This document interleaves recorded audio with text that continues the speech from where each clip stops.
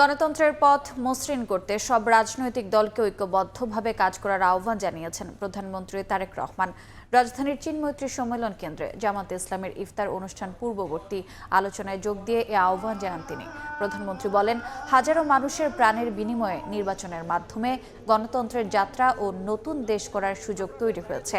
আকাঙ্ক্ষার দেশ গড়তে দোয়া কামনা করেন প্রধানমন্ত্রী। জামাত আমির ডা শফিকুর রহমান বলেন, দেশের 18 কোটি মানুষ এই ঐক্যবদ্ধ বাংলাদেশ দেখার অপেক্ষায় ছিল। দেশের উন্নয়নে সরকারের যে কোনো উদ্যোগে সহযোগিতা করলেও জনস্বার্থ বিরোধী সিদ্ধান্তের বিরোধিতা করবে জামাত।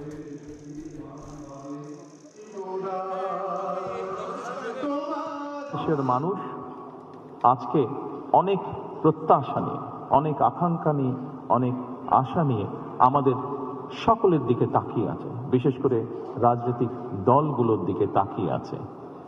আজকে আমাদের এই ইফতার মাহফিলে আসুন আমরা আল্লাহর নামে শপথ গ্রহণ করি যে আমাদের আগামী দিনের কাজগুলো হবে এই দেশের মানুষের ভাগ্য পরিবর্তনের জন্য। আসুন আমরা আল্লাহর দরবারে সেই রহমত চাই যার মাধ্যমে আল্লাহ আমাদেরকে এই দেশের মানুষের ভাগ্য পরিবর্তনের জন্য, এই দেশের ভাগ্য পরিবর্তনে কাজ করার তৌফিক আমাদেরকে আল্লাহ তাআলা দিবেন। এই সরকার এবং সংসদের কাছে জনগণের বিপুল প্রত্যাশা। গত 18-19 বছর এমন একটি দিনের অপেক্ষায় সকলে ছিলেন। সরকারি দল তারাও যেমন দায়িত্বশীল ভূমিকা পালন করবেন, আমরাও বিরোধী দলের অবস্থান থেকে দায়িত্বশীল গঠনমূলক ভূমিকা পালন করতে চাই। ছুটির দিনে জমজমাট রাজধানীর বিপণী বিতানগুলো। রমজানের প্রথম দিকে বেচাকেনা কম থাকলেও এখন বাড়ছে। ভিড় কম থাকতেই অনেকে কেনাকাটা সারতে চান ক্রেতারা, তবে অভিযোগ বাড়তি দামের। ঈদ উল ফিতর সামনে রেখে চলছে কেনাকাটা। সাপ্তাহিক ছুটির দিনে জমজমাট রাজধানীর বিপণী বিতানগুলো। রমজানের শেষের দিকে ভিড় এড়াতেই অনেকেই আগেভাগেই কেনাকাটা সেরে নিচ্ছেন। শনিবার রাজধানীর নিউ মার্কেট, গাউসিয়া, নূরজাহানের মতো মার্কেট ঘুরে দেখা যায় বেড়েছে ক্রেতা সমাগম। গরমে আরামদায়ক 3 পিসের চাহিদা বাড়লেও দাম বেশি হওয়ায় হতাশ ক্রেতারা। মাদারপুর থেকে শপিং করার জন্য আসছি, 3 পিস কেনার জন্য, প্যান্ট পিস, শার্ট, গেঞ্জি।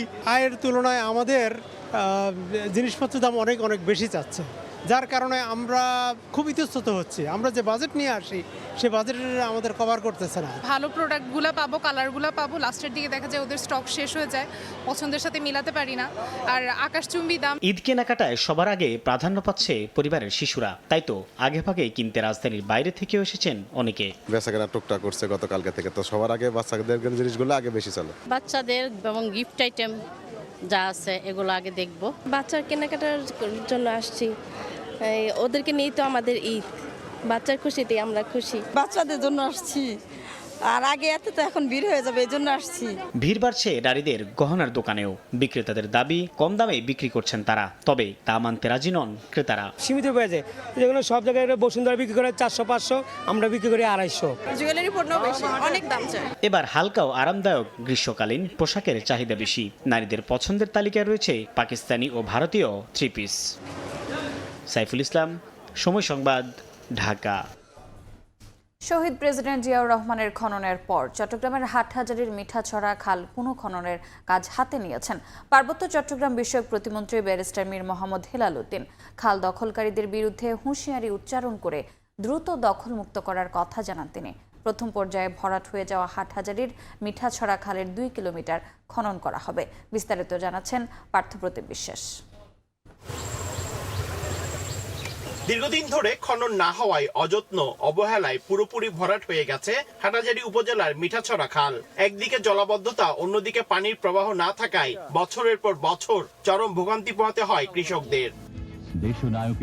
শহীদ প্রেসিডেন্ট জিয়াউর রহমান 1979 সালে এই মিঠাছড়া খাল থেকেই চট্টগ্রামে খাল খনন কর্মসূচি শুরু করেছিলেন। তারই ধারাবাহিকতায় হাটহাজারী সংসদ সদস্য হয়েই সবার প্রথমে খাল খনন কর্মসূচি হাতে নিয়েছেন পার্বত্য চট্টগ্রাম বিষয়ক প্রতিমন্ত্রী ব্যারিস্টার মীর মোহাম্মদ হেলাল উদ্দিন। খাদ্য গুদাম থেকে মাদারী খাল পর্যন্ত 5 কিলোমিটার পুরোপুরি ভরাট। উপজেলা প্রশাসন ও কৃষি উন্নয়ন কর্পোরেশনের যৌথ উদ্যোগে প্রথম পর্যায়ে 2 কিলোমিটার পর্যন্ত খাল খনন করা হবে। খাল খননের ফলে জলাবদ্ধতা যেমন কমবে, তেমনি সেচের পানির প্রাপ্যতা তৈরি হওয়ায় কৃষকরা উপকৃত হবে বলে জানান প্রশাসনের ঊর্ধ্বতন কর্মকর্তারা। এটি সংস্কার করে দেওয়া হলে পানির ফ্লোটা ঠিকভাবে আসবে এবং আমাদের কৃষক ভাইরা খুব সহজেই পানিটা পাবেন এবং নতুন করে অনেকগুলো আমাদের কৃষি জমি চাষের আওতায় নিয়ে আসা সম্ভব হবে। প্রাথমিকভাবে আমরা 2 কিলোমিটার খনন করব এবং পরবর্তীতে আমরা পুরো খালটা কন্টিনিউ করব খনন কাজ। দীর্ঘদিন পর খাল খনন শুরু হওয়ায় খুশি কৃষকরা। কাল কাটা হলে তো পানি আসলে আমাদের অনেক উন্নত হবে। আমরা এখন পানির জন্য অনেক ইয়াতে আছি, অনেক সমস্যাতে আছি। ভবিষ্যতে বহুত ভালো হবে, আল্লাহ ভালো হবে, ফসল ভালো হবে। দখলকারীদের বিরুদ্ধে হুঁশিয়ারি উচ্চারণ করে পার্বত্য চট্টগ্রাম বিষয়ক প্রতিমন্ত্রী বলেন, দখলকৃত খাল দ্রুত উদ্ধার করা হবে। এখানে বিন্দু মাত্র ছাড় কাউকে দেওয়া হবে না। যতগুলো অবৈধ ভাবে স্থাপনা আছে, খালগুলোকে ব্লক করে রেখেছে, এগুলো অবশ্যই এগুলাকে উচ্ছেদ করে এই খালের নাব্যতা ফেরত আনা হবে। হাটাজারিতে ছোট বড় 150টি খালের মধ্যে গুরুত্বপূর্ণ খাল খনন করা হবে। পার্থপ্রতিম বিশ্বাস, সময় সংবাদ, চট্টগ্রাম। বইমেলার দ্বিতীয় শিশু প্রহরে পাপেট শো আর বায়োস্কোপের আনন্দে রঙিন ছিল শিশু চত্বর। নাচ, গান ও ছড়ার তালে মেতে ওঠে শিশুরা। ছুটির দিন সকালে ছোটদের পদচারণায় মুখর হয়ে ওঠে বইমেলা প্রাঙ্গণ। বাবা মায়ের হাত ধরে পছন্দের বইটি কিনতে মেলায় ভিড় করে ছোট্ট সোনামণিরা।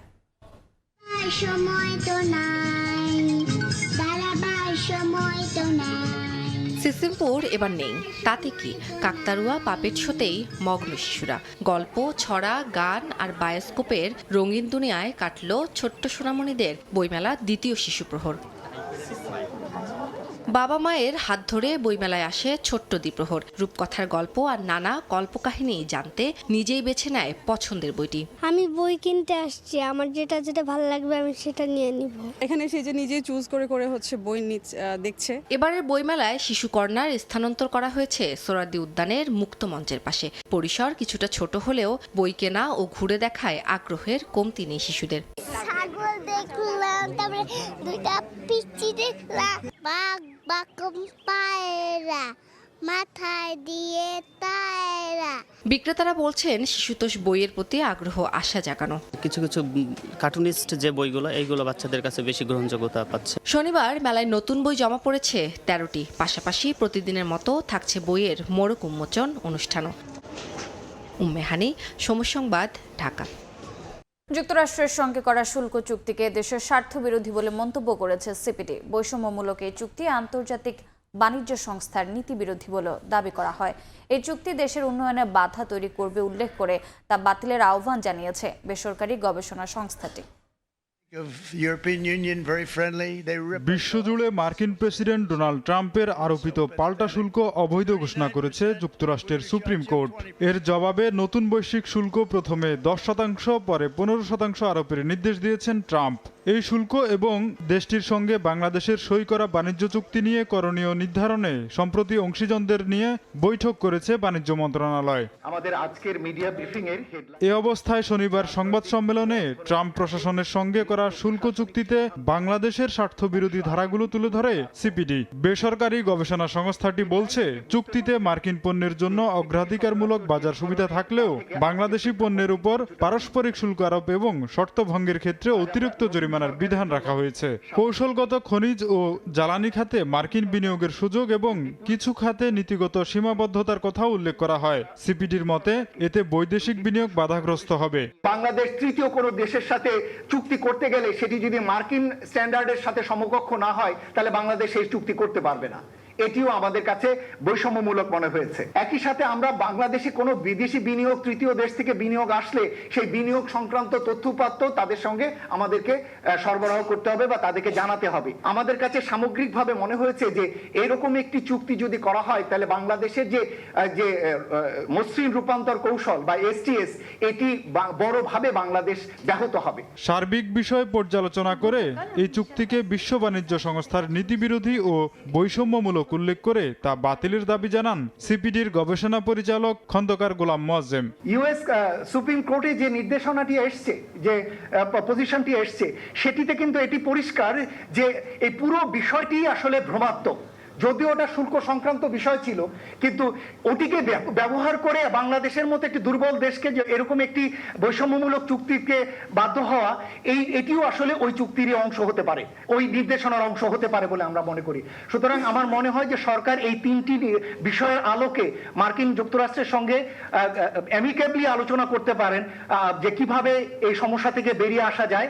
এ সময় দেশের জ্বালানি সংকট সমাধানে এলএনজি আমদানির পাশাপাশি দেশের গ্যাস অনুসন্ধান ও উত্তোলনে জোর দেওয়ার পরামর্শ দিয়েছে সিপিডি। সেগুলো পর্যাপ্তভাবে বিশ্লেষণ করে। তোফাজ্জল হোসেন, সময় সংবাদ, ঢাকা। চাঁদাবাজি বন্ধে নতুন সরকারকে কঠোর পদক্ষেপ নেওয়ার আহ্বান জানিয়েছেন ব্যবসায়ীরা। ঢাকা চেম্বার আয়োজিত মতবিনিময় সভায় ব্যবসায়ীরা বলেন, চাঁদাবাজি সমঝোতায় কিংবা যেভাবে হোক দিন শেষে তা ভোক্তাকেই বহন করতে হয়। এ সময় দুর্নীতি ও প্রশাসনিক জটিলতা নিরসনেও সরকারকে উদ্যোগ নেওয়ার আহ্বান জানান ঢাকা চেম্বারের নেতারা।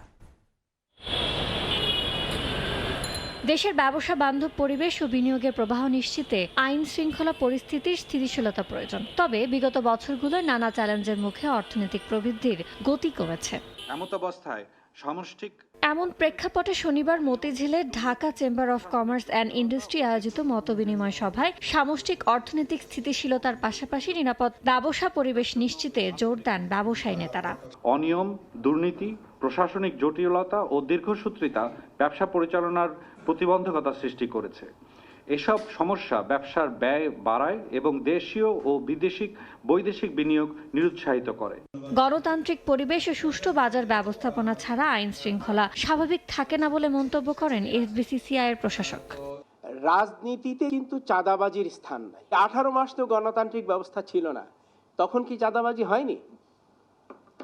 সুতরাং চাঁদাবাজি বা চাঁদাবাজদের আসলে রাজনৈতিক কোনো অবস্থান নাই।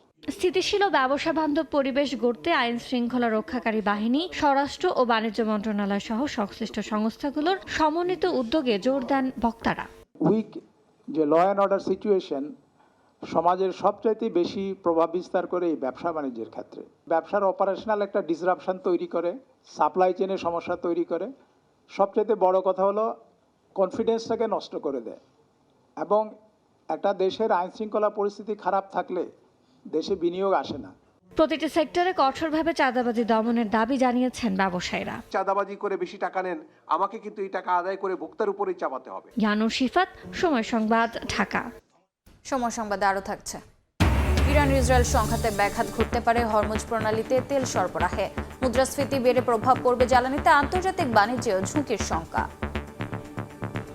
নারায়ণগঞ্জের রূপগঞ্জে বকেয়া বেতনের দাবিতে সড়ক অবরোধ করে বিক্ষোভ করেছেন একটি তৈরি পোশাক কারখানার শ্রমিকরা। বিক্ষুব্ধ শ্রমিকদের সরিয়ে দিতে গেলে পুলিশের সঙ্গে ধাওয়া পাল্টা ধাওয়া ও সংঘর্ষ বাধে। এতে 7 পুলিশ সদস্য সহ বেশ কয়েকজন শ্রমিক আহত হন। পরে সেনাবাহিনী, প্রশাসন ও স্থানীয় জনপ্রতিনিধির আশ্বাসে পরিস্থিতি নিয়ন্ত্রণে আসে। বকেয়া বেতনের দাবিতে সড়কে অবস্থান নিয়ে শ্রমিকদের সরিয়ে দিতে গেলে শুরু হয় ধাওয়া পাল্টা ধাওয়া ও সংঘর্ষ। পুলিশ জানায়, শনিবার সকালে নারায়ণগঞ্জের রূপগঞ্জের বি ব্রাদার্স তৈরি পোশাক কারখানায় কাজে আসেন শ্রমিকরা। গেটে কারখানা বন্ধের নোটিশ দেখে বিক্ষোভ শুরু করেন তারা। বিক্ষোভের এক পর্যায়ে ঢাকা সিলেট মহাসড়কের মৈকুলি এলাকায় সড়ক অবরোধ করেন শ্রমিকরা। মহাসড়কে তৈরি হয় দীর্ঘ যানজট, ভোগান্তিতে পড়েন যাত্রীরা। পরে পুলিশ সড়ক থেকে সরিয়ে দিতে গেলে তাদের উপর চড়াও হন আন্দোলনকারীরা। পরিস্থিতি নিয়ন্ত্রণে পুলিশ লাঠিচার্জ ও টিয়ারশেল নিক্ষেপ করলে শ্রমিকরাও ইট পাটকেল ছোড়ে। আহত হন পুলিশের 7 সদস্য সহ বেশ কয়েকজন শ্রমিক। যে রোজার মাসে একদিন আগে তোমাকে স্যালারি দেওয়া হইব, কইছে 19 তারিখ আমরা মাইনা লইছি। মাইনা নেওয়ার পর কইছে 26 তারিখ, তা আমরা মাইনা নিছি। এখন বৃহস্পতিবারে শুক্রবারে কিবা খাটাইবো, জেনারেল খাটাইবো, জেনারেল না খাটায় বেতন না দেওয়ার কারণে আমগর বন্ধ দিয়ে দিছে। আমরা সকালতে স্বাভাবিকভাবে মেশিন বন্ধ করে আমরা বসে আছিলাম। তারপর বলছে তোমাদের বেতন 4 তারিখে দেওয়া হবে, 4 তারিখের আগে বেতন দেওয়া হবে না, তোমরা কাজ না করলে না করো, তোমরা কি করতে পারবে তোমরা করো। খবর পেয়ে সেনা সদস্যরা ঘটনাস্থলে পৌঁছে পরিস্থিতি নিয়ন্ত্রণে আনেন। পরে স্থানীয় জনপ্রতিনিধি ও উপজেলা নির্বাহী কর্মকর্তা, মালিক ও শ্রমিক পক্ষের সঙ্গে কথা বলেন। আশ্বাস দেন আগামী বুধবারের মধ্যে শ্রমিকদের বকেয়া সহ চলতি মাসের বেতন পরিশোধের। যারা এখানে ছিলেন আন্দোলনে, আপনাদের কারো চাকরিচ্যুত হওয়ার সম্ভাবনা নেই এবং আগামীকালের মধ্যে আপনাদের ডিসেম্বরের ডিউটি আপনারা পাবেন, আর আগামী বুধবারের মধ্যে আপনাদের জানুয়ারি মাসের বেতন এবং ওভারটাইম দুটোই আপনারা পাবেন। শ্রমিকদের একটা আশ্বাস দিয়েছি যে ওদের যে ডিউজের যে বেতনটা আছে ওটা আমরা অতি শীঘ্রই আমরা দিয়ে দেওয়ার জন্য। আমি এখানে আসার আগে বিজেএমই president Babubhai, BKME president, even vice president, তাদের সাথে কথা বলে আমি এখানে আসছি। বি ব্রাদার্সের তৈরি পোশাক কারখানায় কর্মী 3000। শ্রমিকরা জানিয়েছেন ডিসেম্বর থেকে 3 মাসের বেতন বকেয়া রেখেছে কর্তৃপক্ষ। বেতনের দাবি তোলায় এরই মধ্যে বেশ কিছু শ্রমিককে ছাঁটাই করেছে মালিকপক্ষ। সময় সংবাদ, রূপগঞ্জ। আবারও ইরান ইসরায়েল সংঘাত প্রসঙ্গ। মধ্যপ্রাচ্যে মার্কিন ঘাঁটির বিস্তৃত নেটওয়ার্ক লক্ষ্য করে হামলা শুরু করেছে ইরান। কুয়েত, কাতার, বাহরাইন, সংযুক্ত আরব আমিরাত থেকে ওমান ও সৌদি আরব প্রায় প্রতিটি দেশে মার্কিন সেনাদের উপস্থিতি রয়েছে, যা যুক্তরাষ্ট্রের রণকৌশল ও দ্রুত প্রতিক্রিয়ার ক্ষমতা নিশ্চিত করেছে। কুয়েতের আল জাবের ও বাহরাইনের নৌঘাঁটি পারস্য উপসাগরের নিরাপত্তার মূল কেন্দ্র। এখানে মার্কিন নৌবাহিনী ও বিমান বাহিনী সমন্বিতভাবে মোতায়েন থাকে। কৌশলগতভাবে এই ঘাঁটিগুলো ইরাক ও ইরানের সম্ভাব্য সংঘাত মোকাবিলায় দ্রুত প্রতিক্রিয়ার জন্য ব্যবহৃত হয়। কাতারের আল উদেদ ঘাঁটি এবং সংযুক্ত আরব আমিরাতের আল দাফরা ঘাঁটি প্যাসিফিক থেকে মধ্যপ্রাচ্য পর্যন্ত বিমান ও ড্রোন অপারেশনের কেন্দ্র। এরা কৌশলগত নজরদারি, সশস্ত্র অভিযানে সহায়তা এবং তথ্য সংগ্রহে গুরুত্বপূর্ণ ভূমিকা রাখে। সৌদি আরব ও ওমানের মার্কিন ঘাঁটিগুলো সীমিত হলেও গুরুত্বপূর্ণ। ওমানের মাস্কাট ও সেলাল বেজ ভারত মহাসাগরীয় নৌপথ নিয়ন্ত্রণে সহায়তা করে। সৌদি আরবের ঘাঁটি বিশেষায়িত প্রশিক্ষণ ও বিমান পরিচালনার জন্য ব্যবহৃত হয়। ইরাকে বিমান ঘাঁটি আইএস ও অন্যান্য সন্ত্রাসী গোষ্ঠীর বিরুদ্ধে অভিযানে প্রধান কেন্দ্র। জর্ডান সীমান্তে প্রশিক্ষণ ও বিমান অপারেশন এই অঞ্চলের নিরাপত্তা নিশ্চিত করে। মধ্যপ্রাচ্যে মার্কিন ঘাঁটিগুলো এককভাবে নয়, একটি নেটওয়ার্ক হিসেবে কাজ করে। নৌ, বিমান, ড্রোন এবং স্থলবাহিনী সমন্বয়ে যুদ্ধ ও নজরদারি পরিচালনা করা হয়। এগুলো শুধু সামরিক উপস্থিতি নয়, রাজনৈতিক প্রভাব এবং স্থানীয় মিত্রদের নিরাপত্তা নিশ্চিতে ব্যবহার করা হয়। নাদিম মারজান, সময় সংবাদ। ইরানের সঙ্গে যুক্তরাষ্ট্র ও ইসরায়েলের সংঘাত শুরুর সঙ্গে সঙ্গে উত্তেজনা ছড়িয়ে পড়ছে গোটা মধ্যপ্রাচ্যে। এরই মধ্যে আকাশসীমা বন্ধ করেছে ইরাক, কাতার। বিশ্লেষকরা বলছে এই সংঘাত উপসাগরীয় দেশগুলোর কূটনৈতিক ভারসাম্যেও প্রভাব ফেলবে। আর প্রক্সি নেটওয়ার্ক সক্রিয় হলে যুদ্ধ আঞ্চলিক সংঘাতে রূপ নিতে পারে বলে শঙ্কা তাদের, যা প্রভাব ফেলতে পারে বিশ্ব বাণিজ্যে। ইরানের সঙ্গে যুক্তরাষ্ট্র ও ইসরায়েলের সংঘাত শুরুর মধ্যেই উত্তেজনা ছড়িয়ে পড়ছে মধ্যপ্রাচ্য জুড়ে। এরই মধ্যে আকাশ সীমা বন্ধ ঘোষণা করেছে ইরাক ও কাতারও। সম্ভাব্য ক্ষেপণাস্ত্র বা ড্রোন সংঘর্ষ এড়াতে সতর্ক দেশগুলো। জর্ডান সতর্ক অবস্থানে রয়েছে। সরকারিভাবে নিরপেক্ষতার কথা বললেও নিরাপত্তা জোরদার করেছে দেশটি। মধ্যপ্রাচ্যে মার্কিন নৌবহরের অস্বাভাবিক সমাবেশ আঞ্চলিক স্থিতিশীলতাকে নতুন প্রশ্নের মুখে ফেলেছে। উপসাগরীয় মিত্ররা প্রকাশ্যে নিরপেক্ষ সুরে কথা বললেও নিরাপত্তা সহযোগিতা অব্যাহত রেখেছে, যা ইরানের কাছে পরোক্ষ সহায়তা হিসেবে বিবেচিত হতে পারে। বিশ্লেষকরা বলছেন সেক্ষেত্রে যুক্তরাষ্ট্র বসে থাকবে না।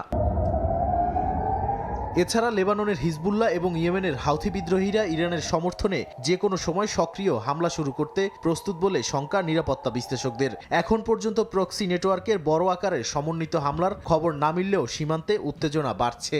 ইরানের সমর্থনে তাদের হামলা সংঘাতকে বহুমাত্রিক করে তুলবে বলে মনে করেন বিশ্লেষকরা। এবারের সংঘাত দীর্ঘায়িত হলে ইরাক সিরিয়া করিডর, লেবানন সীমান্ত এবং লোহিত সাগর হয়ে ইসরায়েলমুখী বাণিজ্য পথ ঝুঁকির মুখে পড়তে পারে। জর্ডান ও উপসাগরীয় দেশগুলো স্থিতিশীলতা বজায় রাখতে কূটনৈতিক উদ্যোগ বাড়াচ্ছে, কারণ পূর্ণমাত্রার আঞ্চলিক যুদ্ধ তাদের অর্থনীতি ও জ্বালানি রপ্তানিতে বড় আঘাত আনবে। ফলে এই সংঘাত এখন কেবল দুই দেশের মধ্যে সীমাবদ্ধ নয়, পুরো মধ্যপ্রাচ্যের ভূরাজনৈতিক ভারসাম্য নতুন পরীক্ষার মুখে। নাদিম মারজান, সময় সংবাদ।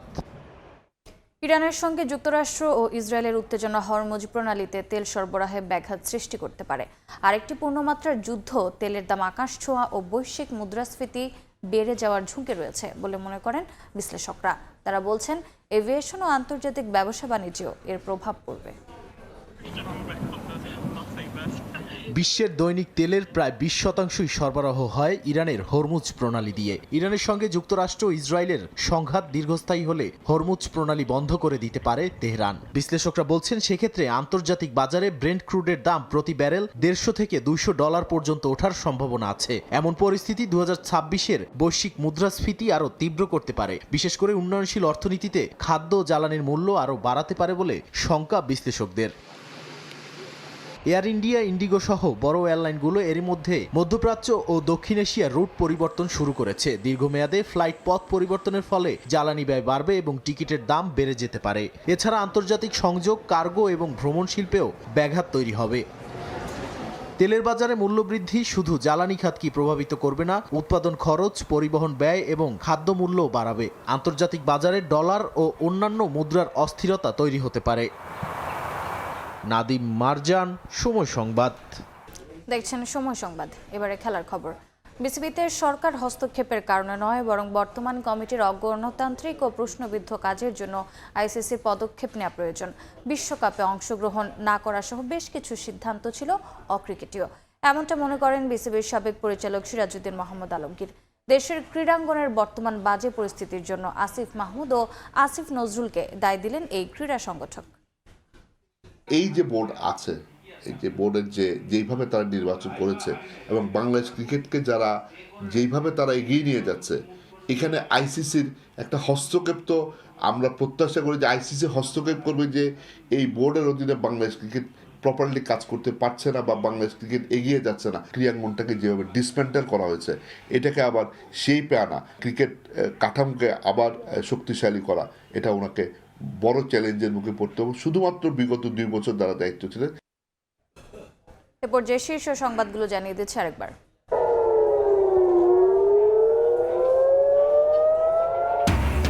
ইরানে যুক্তরাষ্ট্র ইসরায়েলের হামলা, 53 শিশু শিক্ষার্থী নিহত। তেল আবিব সহ মধ্যপ্রাচ্যে মার্কিন স্থাপনায় পাল্টা আক্রমণ, নিহত 1 তেহরানবাসীকে সরে যাওয়ার নির্দেশ।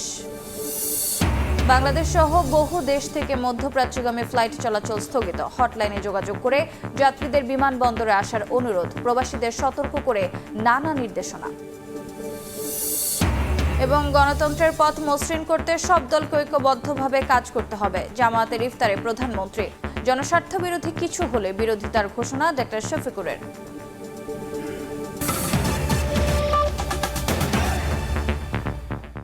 এ ছিল সময় সংবাদে। এরপর সন্ধ্যার সময় নিয়ে সঙ্গে থাকবেন ওমর ইনান। রোজা, আপনাকে ধন্যবাদ। সন্ধ্যার সময় নিয়ে আসছি কিছুক্ষণ পর, সঙ্গে থাকুন সময়ে।